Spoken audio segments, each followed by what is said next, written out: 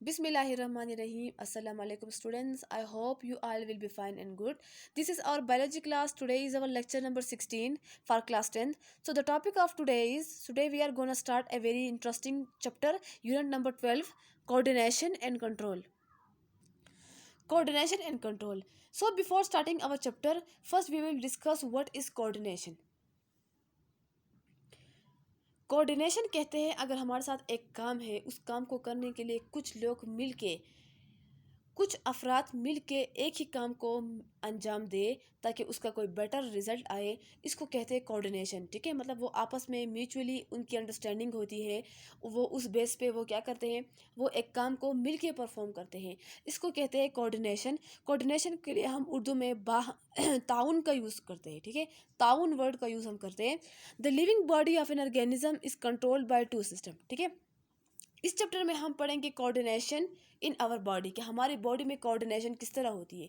अब हमारा जो बॉडी होता है ना, जो लिविंग थिंग्स होते हैं, जो कम्प्लेक्स, जो मल्टीसेलुलर ऑर्गेनिजम्स जो होते हैं ना, उनकी बॉडी बहुत ही कम्प्लेक्स होती है, मतलब बहुत पेचीदा उनकी बॉडी होती है। ठीक है, तो उनकी बॉडी में जो अंदर जितने भी फंक्शंस हो रहे होते हैं, तो उनको भी कोई कंट्रोल करता है।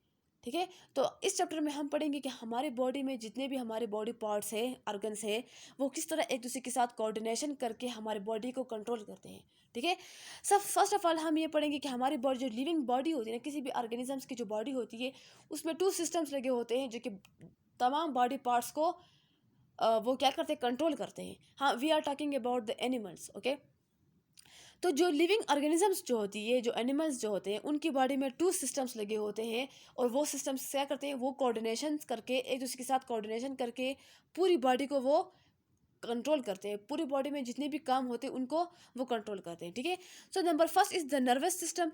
एक हमारे साथ नर्वस सिस्टम होता है। नर्वस सिस्टम आप लोग जानते हैं, जिसमें ब्रेन, स्पाइनल कॉर्ड और न्यूरॉन्स होते हैं। ठीक है, it is called the nervous coordination. ठीक है, अब जो नर्वस सिस्टम जो कोऑर्डिनेशन करते हैं उसको कहते हैं नर्वस कोऑर्डिनेशन।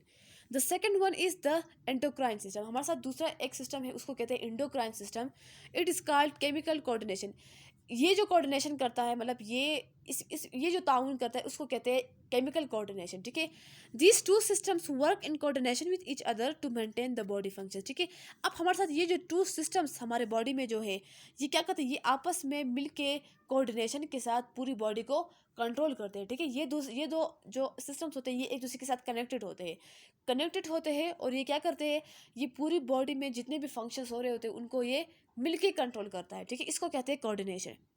अब हम कोऑर्डिनेशन बॉडी, हम बायोलॉजी में हम किस तरह इसको डिस्क्राइब करेंगे, to integrate among different parts of the body and to respond to stimuli in order to keep harmony with the environment. ठीक है, हमारे बॉडी में जितने भी पार्ट्स होते हैं, बॉडी पार्ट्स, ऑर्गन्स जो भी है, वो एक दूसरे के साथ मिल के क्या करते हैं, बाहर से आने वाले जितने भी चेंजेस आते हैं हमारे इन्वायरमेंट में, एक ऑर्गेनिजम्स के इन्वायरमेंट में जितने भी चेंजेस आते हैं, उन चेंजेस को कहते हैं स्टिमुलाई। ठीक है, स्टिमुलाई कहते हैं the changes taking place surrounding the, मतलब taking place in the environment of an organism is called stimuli.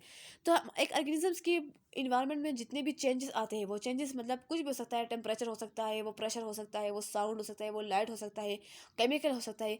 तो जो भी चेंजेस आते हैं ना, तो वो बॉडी के पार्ट्स मिल के उस चेंज को एक रिस्पॉन्स देते हैं, मतलब उस चेंज के जवाब में कोई एक्शन करते हैं। ठीक है, तो इस कोऑर्डिनेशन, तो ये जो मिल के ये जो काम करते हैं ना, इसको कहते हैं कोऑर्डिनेशन। अब हमारे साथ जो नर्वस सिस्टम होगा, the nervous coordination is carried by brain and spinal cord. Neurons are the carry message impulse. ठीक है, हमारे साथ जो नर्वस सिस्टम होता है उसमें हमारे साथ ब्रेन, स्पाइनल कॉर्ड और न्यूरॉन्स प्रेजेंट होते हैं। नर्वस कोऑर्डिनेशन में जो मेन ऑर्गन्स होते हैं जो बॉडी को कंट्रोल करते हैं, वो ब्रेन और स्पाइनल कॉर्ड होते हैं। और जो न्यूरॉन्स होते हैं, ये क्या करते हैं, ये मैसेजेस को ले जाते हैं और लाते हैं, मतलब ब्रेन से ले जाते हैं और वापस बॉडी के पार्ट से ब्रेन तक लाते हैं। ठीक है, ब्रेन और स्पाइनल कॉर्ड तक लाते हैं। Chemical coordination is carried by certain chemicals produce in a body called hormones. ठीक है, अब केमिकल जो कोऑर्डिनेशन होती है, वो एज द नेम इंडिकेट्स के बॉडी में जो कोऑर्डिनेशन होती है, जो केमिकल्स, जो इंडोक्राइन सिस्टम्स होता है, उनमें वो बॉडी में केमिकल्स बनाते हैं। वो केमिकल जो है वो कैरियर होता है। ठीक है, तो केमिकल कोऑर्डिनेशन हमारे साथ केमिकल्स के जरिए होता है। उन केमिकल्स को हम कहेंगे हार्मोन्स। ठीक है, वो केमिकल्स हमारी बॉडी में बनते हैं और वो फंक्शन करते हैं। Nervous coordination is faster than chemical coordination it works at the speed of electricity. जो नर्वस कोऑर्डिनेशन होती है ना, जो ब्रेन, स्पाइनल कॉर्ड, न्यूरॉन्स जो करते हैं, वो हमारे साथ उस केमिकल कोऑर्डिनेशन से बहुत तेज़ होगा, बहुत ज़्यादा तेज़, क्योंकि ये इलेक्ट्रिसिटी जो बिजली होती है उसकी स्पीड पे काम करता है।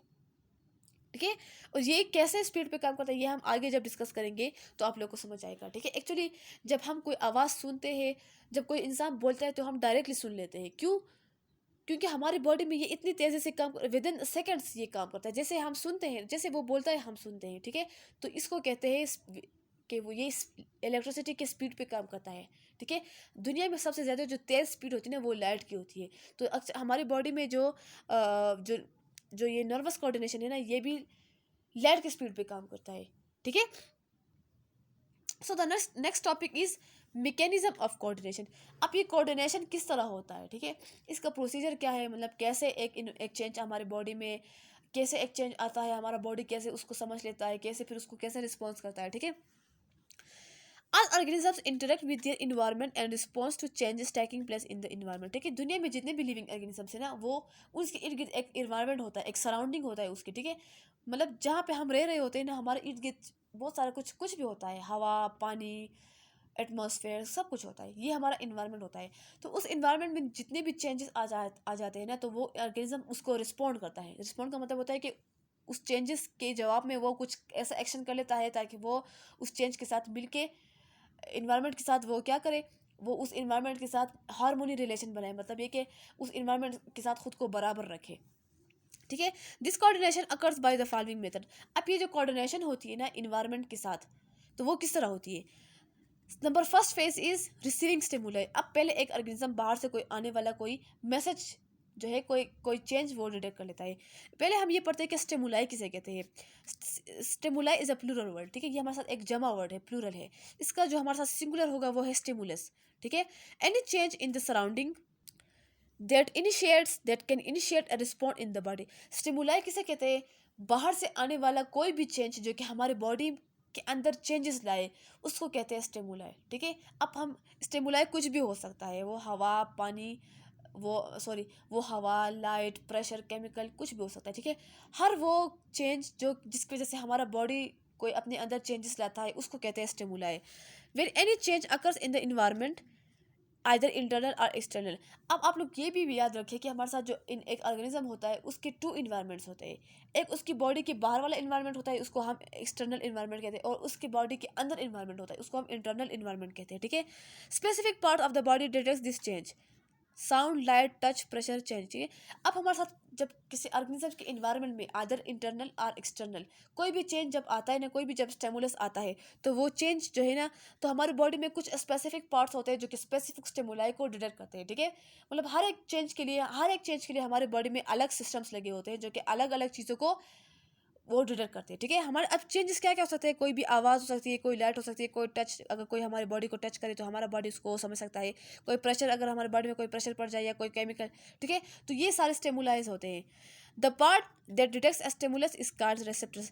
हमारे बॉडी का वो पार्ट जो कि किसी स्टिमुलाई को डिटेक्ट करता है, किसी बाहर आने वाले चेंजेस को डिटेक्ट करता है, उसको कहते हैं रिसेप्टर्स। ठीक है, अब रिसेप्टर्स क्या क्या हो सकती है हमारे बॉडी में, टिश्यूज, ऑर्गन्स। ठीक है, हमारे बॉडी में कुछ टिश्यूज हो सकते हैं, कुछ ऑर्गन्स हो सकते हैं, या फिर 5 सेंस ऑर्गन्स जो होते हैं हमारे बॉडी में, जो 5 सेंस ऑर्गन्स जो है ये हमारे साथ क्या है, ये हमारे साथ रिसेप्टर्स है। आई जो है, आई ये हमारे साथ लाइट को डिटेक्ट करता है। नोज जो है ये केमिकल्स को डिटेक्ट करता है, कोई भी जो स्मेल आती है ना। हमारी जो कान होती है ये हमारे साथ आवाज़ को डिटेक्ट करती है। स्किन जो है, स्किन किसी टच, कोई प्रेशर, टेम्परेचर या किसी टच को ये महसूस कर लेते हैं। ठीक है, हमारा जो टंग है, टंग हमारे साथ किसी केमिकल को, किसी टेस्ट को ये डिटेक्ट कर ले। ठीक है, तो ये सारे सेंस ऑर्गन्स क्या है, ये रिसेप्टर्स है। ठीक है, या जो कुछ बॉडी ऑर्गन्स है लाइक नोज, एयर या आई। ठीक है, या टिश्यूज़, जो स्किन में जो टिश्यूज़ होते हैं वो क्या करते हैं, वो बाहर से आने वाले चेंजेस को महसूस कर लेते हैं। सो द रिमेनिंग, अच्छा सेकंड स्टेप जो है वो हम नेक्स्ट वीडियो में पढ़ेंगे।